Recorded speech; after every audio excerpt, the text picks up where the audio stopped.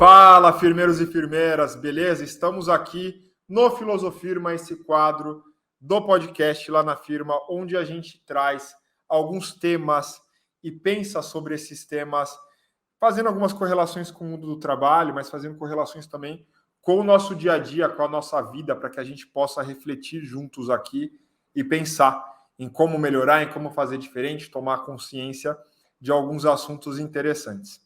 Esse é um quadro que tem a presença da Estela, porque a Estela faz mestrado em filosofia aqui em Barcelona, e a gente tem recentemente incluído alguns trechos de música dentro desse quadro Filosofirma, que é para a gente, pensar ali um trecho de uma música e a partir dessa música desenrolar esse bate-papo mais filosófico, se eu posso chamar assim. Sim, com certeza. É que uma das questões que a gente gosta de abordar aqui é falar que a filosofia está em tudo, porque tudo é filosofia.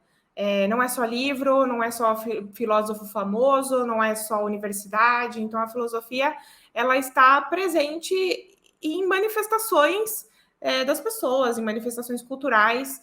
Então, a música é uma grande ferramenta que a gente tem na nossa mão para poder filosofar. Acho que uma frase, às vezes, consegue resumir textos e textos de filosofia mais densa. Então, essa é um pouco... fazer a gente pensar, né? Do quadro. A música leva a gente para caminhos de reflexão. E aí eu já quero aproveitar aqui, sem mais delongas, e te pedir qual é a frase, qual é a música que a gente vai trabalhar aqui hoje para a gente fazer aí essa reflexão. Bom, a gente vai trazer de novo o Emicida, a gente está repetitivo, mas é que a gente gosta muito do Emicida. É verdade. Minota. E o Emicida, galera, o Emicida vai para Portugal cantar, a gente mora na Espanha, o Emicida vai para Portugal cantar, e não vai dar para a gente ir, é pertinho, daria para a gente fazer uma força, mas não vai dar para a gente ir. Enfim, quem sabe... Ele não sabe que eu persigo ele, porque eu vejo a agenda do Emicida mensalmente, para ver se algum dia a gente vai se encontrar em algum ponto do globo. Mas, enfim, né? É isso aí. Vai dar certo. Qual é o trecho? O Emicida tem uma música que ela é muito legal, que eu acho que ela tem muito de filosofia africana aqui, que é uma música que se chama Principia, e ela fala uma frase que é: enquanto a terra não for livre, eu também não sou. Ele traz essa frase depois de trazer vários trechos falando tudo que nós tem é nós, num sentido muito de pensar o coletivo, que vem muito da filosofia africana, de pensar... A gente tem uma frase muito famosa de um pensador africano também, de que é preciso uma aldeia para criar uma criança.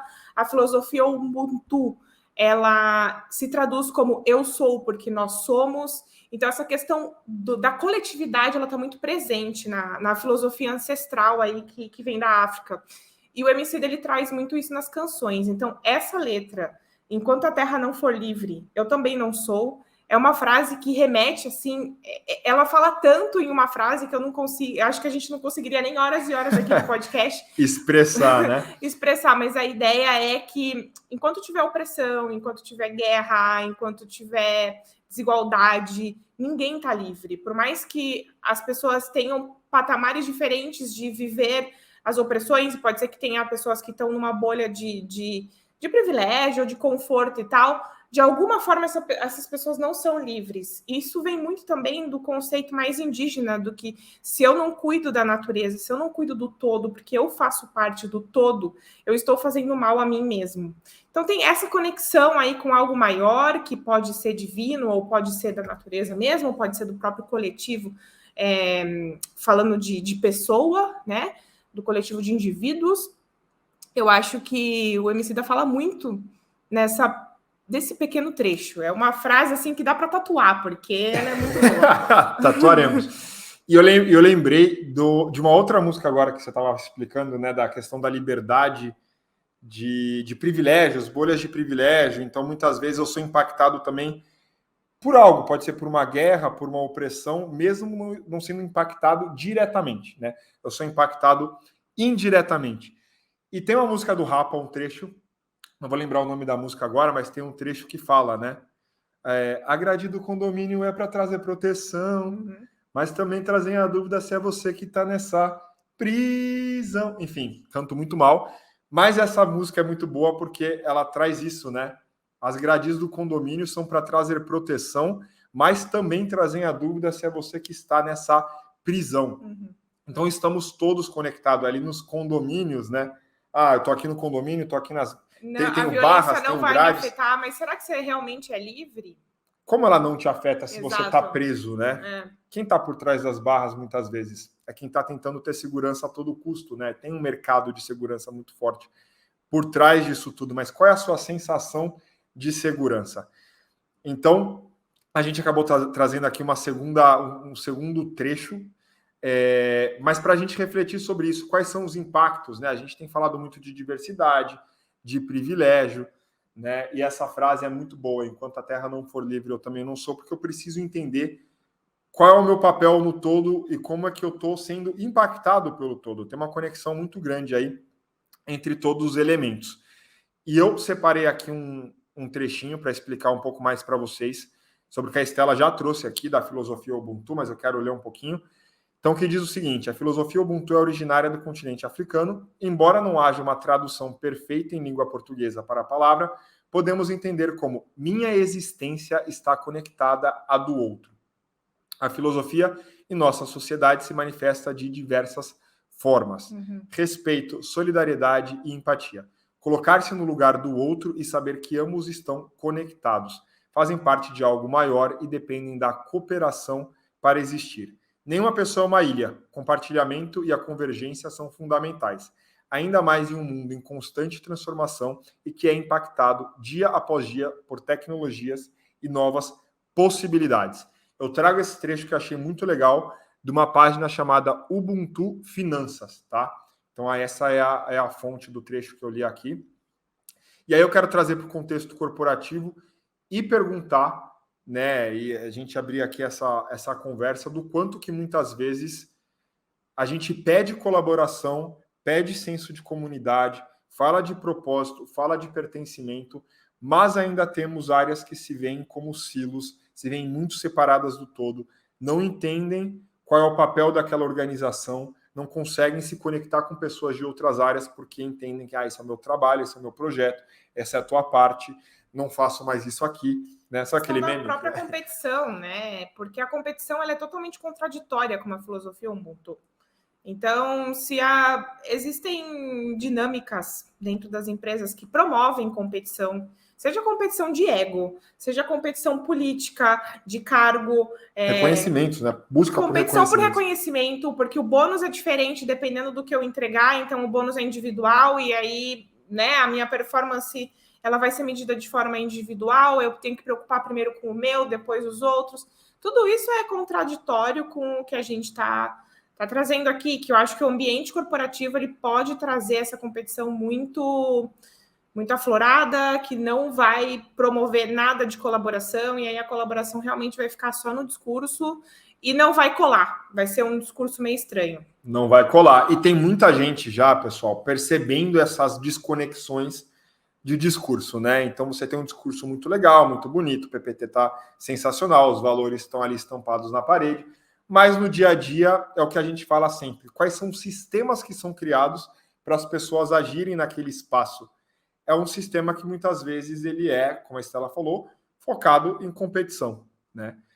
Então, o que a gente precisa fazer? Eu gosto de trazer aqui, a gente começa as reflexões, mas é importante a gente também pensar nos comos. O que é importante as empresas fazerem? Rever os sistemas.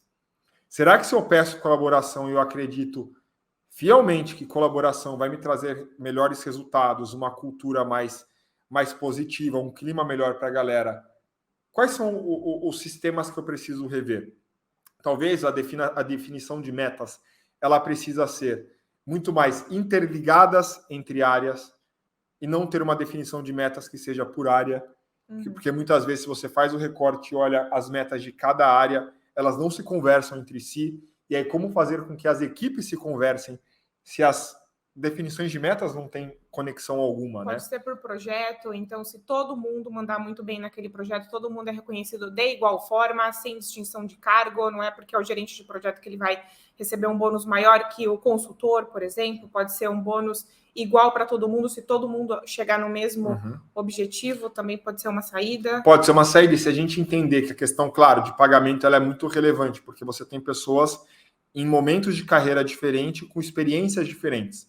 Então, talvez você tenha um bolsão que seja coletivo e você tem um percentual que dependa do nível de cargo de cada pessoa, porque aí, claro, vai ter uma diferença ali, porque são momentos de carreira diferentes. Avaliações de desempenho que sejam colaborativas também, de repente, não só ser uma avaliação pelo gestor ou pelo gerente daquela área, e sim ser uma avaliação que tem igual peso à avaliação dos colegas, né? Então, isso é uma forma de construir mais cooperação, porque se eu estou sendo avaliado por todos, não vai ter aquela do meme, né, que a gente colocou, que é um cachorro mansinho, né, ou o Barney, né, do dinossauro para os Godzilla superiores acima e o Godzilla para baixo. Então, é uma forma de você, né, ter mais coerência nesse discurso colaborativo. Exatamente. Então, aqui a grande reflexão de Commons, a gente trouxe aqui alguns exemplos, mas é a empresa fazer essa reflexão sem armadilhas, né?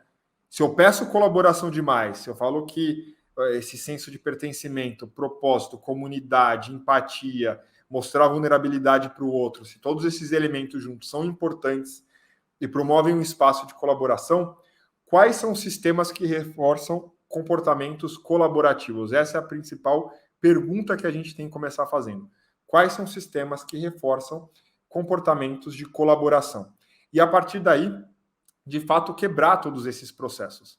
Então, colaboração em projetos, colaboração em reconhecimento, colaboração em remuneração, colaboração na definição de metas. Quais são os sistemas que a gente pode criar para fomentar uma cultura mais colaborativa? Senão fica um discurso muito bonito e na prática ninguém reconhece. E essa discussão de sistemas é super importante, e também tem as práticas, porque uma metodologia ágil, por exemplo, vai muito na prática do dia a dia. Como eu, gestor, aquela minha equipe que talvez eu não consiga influenciar, porque a empresa é muito grande, multinacional e tal, não vou conseguir mudar os sistemas da empresa, mas como eu promovo colaboração dentro do meu time, né, na minha equipe. Então, a metodologia ágil, acho que acaba ajudando também a trazer essa colaboração, esse dinamismo, essa questão mais fluida mesmo de colaborar com o outro, porque a metodologia ágil é para isso, é para trabalhar com mais agilidade, mas de forma colaborativa, também considerando que todas as peças ali são importantes. Sim. Metodologia ágil e o Management 3.0. Para quem não escutou, a gente tem um episódio do podcast sobre Management 3.0 que a gente fez com o Banco BV Itaú, sensacional. Então, quem nunca escutou, corre aí nos episódios que a gente tem. Foi com o Banco BV, é muito fácil de achar. E vocês escutam mais sobre o Management 3.0 e fala muito sobre reconhecimento, sobre trabalho colaborativo. Beleza, galera? A ideia é que a gente não se alongue demais. Eu sei que é um tema que a gente poderia falar por horas aqui, mas a gente gosta de reflexões mais curtas para você também conseguir consumir aí no seu tempo, no seu dia a dia. E se você está gostando do podcast do Lá na Firma, deixe a sua avaliação na plataforma que você está escutando e recomende para os seus colegas, porque assim a gente consegue chegar a outros lugares, a mais pessoas e fazer com que esse diálogo seja cada vez mais ampliado. Beleza? Brigadão por estar aqui com a gente. Best regards.